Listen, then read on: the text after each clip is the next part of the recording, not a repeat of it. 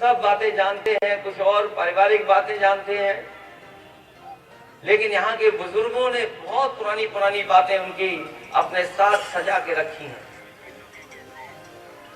यहाँ के लोग उन्हें नेताजी को याद करते हैं।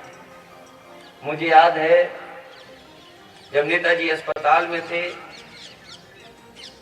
एक सुबह 6 बजे से लगातार फोन मिला रहा था कार्यकर्ता। मैं देख रहा था उसकी घंटी लगातार बज रही है, क्योंकि अक्सर वो फोन करता था और कुछ बात नहीं पूछता था, बस हालचाल लेकर के फोन बंद कर देता। जब कई घंटियों के बाद मैंने फोन उठाया, मैंने कहा क्यों फोन कर रहे हो तुम? उसने कहा कि पूरे गांव के लोग बैठे हैं, वो जानना चाहते कि नेताजी की तबीयत कैसी है, इसलिए मैं फोन मिला रहा हूं आपको। गांव के लोग चिंतित थे, जानना चाहते नेताजी की तबीयत कैसी है, और नेताजी का हालचाल ले रहे थे। छोटे कार्यकर्ता, बड़े नेता, सब लोग नेताजी को चाहते थे कि स्वस्थ हों, लेकिन कुछ चीजें हमारे और आपके बस में नहीं है। हम लोगों ने जितना अच्छा इलाज करा सकते थे, जितनी अच्छी दवाई हो सकती थी, वो सब कराया, लेकिन जब आईसीयू में चले गए और आईसीयू में चले गए तो हम लोग सेवा भी नहीं कर सकते थे। आखिरी में डॉक्टर ने कहा कि वो मिरेकल होगा, भगवान ही, हम लोग भगवान को छोड़ते हैं। आज जब नेताजी हमारे बीच नहीं है, तब मैं आपसे निवेदन अपील करने आया हूं कि नेताजी को याद करके एक एक वोट समाजवादी पार्टी को निशान पर डालने का काम करना। और जो नेताजी को जानते थे, वो नेताजी अलग तरह के नेता थे। मुझे याद है देश की ये सबसे बड़ी सड़क जो आपके बगल से गुजर रही है, जब मैं बनाने जा रहा था, नेताजी से मैंने निवेदन किया कि आपको सड़क के शिलान्यास में आना है। नेताजी शिलान्यास पे पहुंचे और पहुंचने के बाद उन्होंने सब कुछ जाना। उसके बाद मुझसे कहा कि ये सड़क अगर 36 महीने में बनेगी तो इस सड़क का मैं शिलान्यास नहीं करूंगा। पता नहीं 2017 में किसकी सरकार होगी, कौन उद्घाटन करेगा। अरे सड़क के शिलान्यास करना चाहते हो तो इसको 24 महीने में बना करके दिखाओ। और नेताजी ने कहा कि पता कर लेना क्षेत्रों में जहां जहां मैंने पुल बनाए हैं, सड़क बनाई है। सभा में मैं जाता था, इंजीनियर से पूछता था कि आज शिलान्यास करवा रहे हो, ये बताओ कि उद्घाटन की तारीख क्या होगी। और जब उद्घाटन की तारीख तय हो जाती थी तब मैं पुल या सड़क का शिलान्यास करता था। मैंने कहा नेताजी ये छोटी मोटी सड़क नहीं है, ये बड़ी सड़क है, ये देश की सबसे अच्छी सड़क बनने जा रही है। नेता ने कहा नहीं, 24 महीने में बनाओगे तो हम सड़क का शिलान्यास करेंगे। उसके बाद मैंने इंजीनियरों से जब बात की, जो कंपनियां काम करना चाह रही थी, कंपनी के लोगों से पूछा कि क्या आप 24 महीने में बना दोगे। उन्होंने कहा कि अगर आपका सहयोग, सरकार का सहयोग मिल जाएगा तो हम 24 महीने में बना करके तैयार कर देंगे। नेताजी को जब बताया कि कंपनियां तैयार हैं, नेताजी ने कहा कि नहीं, मैं ऐसे नहीं मानूंगा, इनसे कहिए माइक पे आए और प्रेस के सामने कहें।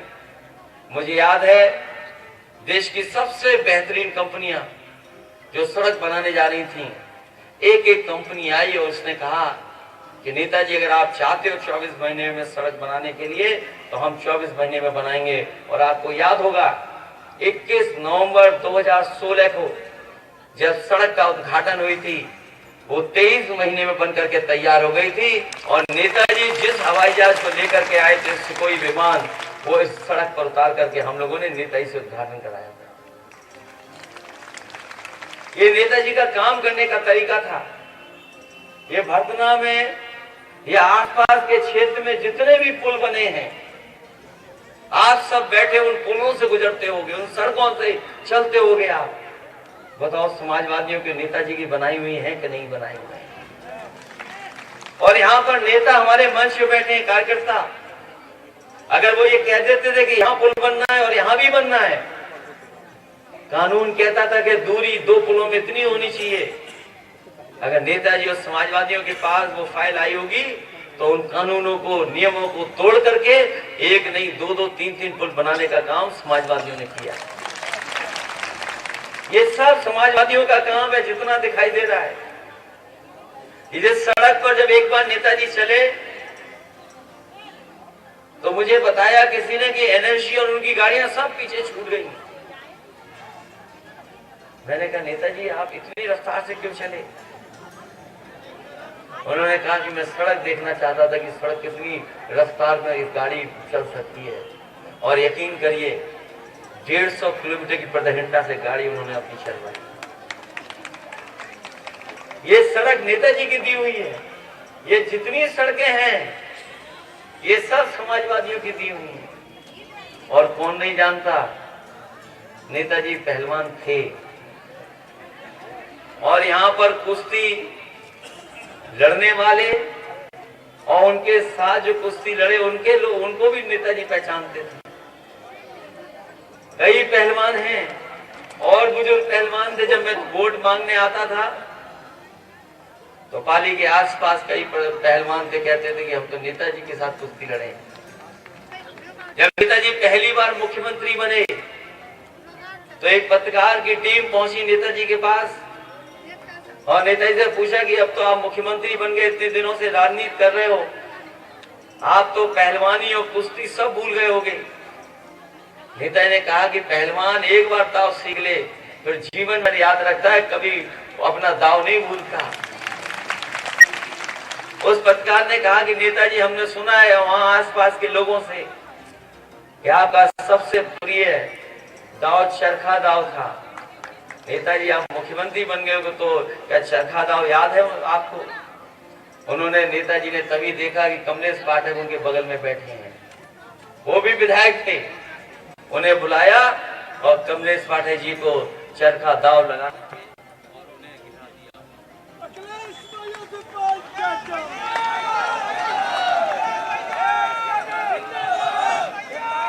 वो वीडियो कभी कभी आता है, लोगों ने देखा होगा, नए जमाने के लोग जो मोबाइल लेकर के चलते हैं, वो पुराना वीडियो आपने देखा होगा जिसमें नेताजी ने कमलेश पाठक जी को चरखा दाव लगाया। तो नेताजी राजनीति की किसी भी ऊंचाई पर पहुंच गए होंगे, वो अपने लोगों को हमेशा याद करते रहे, उनको भी पहचानते रहे, कभी अपने लोगों को नहीं भूले। अगर गांव बता दिया होगा कि हम उस गांव के हैं तो नेताजी ने उनके परिवार के सदस्य और आसपास के जो लोग होंगे उनके बारे में भी हालचाल ले लिया होगा। आज जो शहीद जब कभी गांव पहुंचता है, जो सम्मान उसको मिल रहा है वो किसी ने दिया था तो वो नेताजी ने दिया था। यहाँ पुराने लोग जानते होंगे जब शहीद कोई होता था तो केवल मेडल, वर्दी या टोपी उसके घर पहुंच जाती थी। परिवार के लोग अंतिम दर्शन नहीं कर पाते थे। नेताजी जब रक्षा मंत्री बने उन्होंने नियम को बदल दिया, कानून बना करके कहा कि अगर कोई शहीद कहीं भी होगा, सीमा पर कहीं भी होगा, उसको पूरे सम्मान के साथ उसके घर परिवार तक ले जाने का काम होगा। ये अगर किसी ने फैसला लिया तो नेताजी ने लिया। नेताजी वो नेता रहे जब वो सियाचिन के बॉर्डर पे गए तो जनरल और बड़े बड़े अधिकारियों ने कहा कि आप धोती कुर्ता में मत जाइए वहां पर।